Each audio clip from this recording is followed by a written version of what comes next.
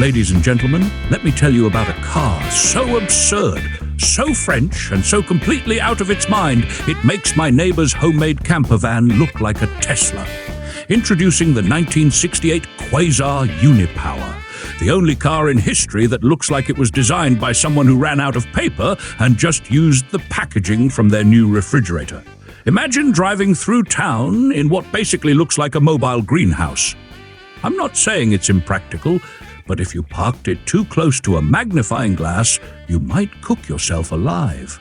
And if you're shy, forget it. This thing has more glass than your neighbor's conservatory.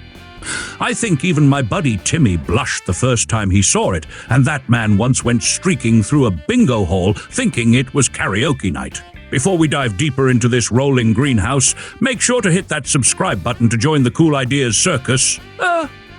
Channel, where we roast the weirdest rides, toast the craziest concepts, and do it all without crashing into a political scandal. So, let's talk specifications. Under the hood, and I use that word loosely, you've got a 1098 cubic centimeters, 4-cylinder engine from BMC. Basically, the same thing they shoved into an Austin Mini, but now it's mounted in the back. Probably so you can hear it struggle from a safe distance. It had a top speed of 50 miles per hour, that's 80 kilometers per hour, which is perfect if your daily commute includes a parade.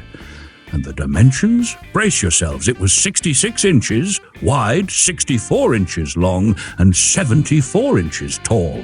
That's right, taller than it is long. This thing isn't a car, it's a vertical insult to aerodynamics. I think my fridge has better drag coefficients. Timmy said it felt like driving inside a vending machine. He also said the transmission was automatic, which is good because manual shifting would have caused the plastic seats to deflate. Seating capacity, 5. Yep, 2 in the front, 3 in the back, all sitting on clear inflatable plastic seats. Because why not? Nothing screams automotive luxury like sweating on glorified pool floaties. And if you're wondering how safe it was, let's just say if you sneezed too hard, the door might have opened and the seat deflated. I think one French guy accidentally floated into the Seine. And let's not forget the doors. 3 sliding patio doors made of tempered glass. I don't know whether to drive it or call my architect. You'd need to Windex this thing more than you drive it. Originally, this rolling fishbowl cost British pounds, 1,000 in 1967, which would be about British pounds, 15,600 today, or roughly $20,000. That's a lot of money for something that looks like it was designed in IKEA's rejected concepts pile. But hold on to your inflatable seat.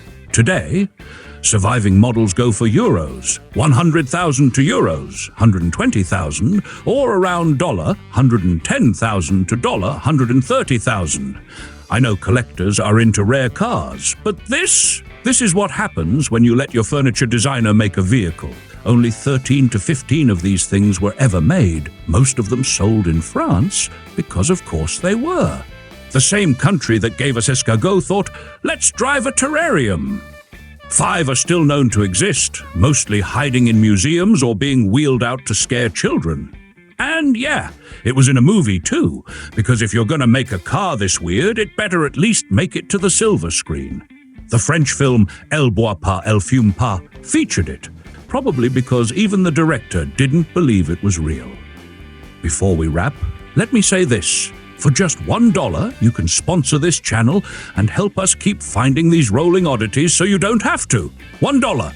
That's less than Timmy spends on duct tape each week trying to fix things he never should have touched. Links in the description, give it a click, and join the madness. Catch you next time on Cool Ideas, where we don't drive normal cars. Because normal is boring.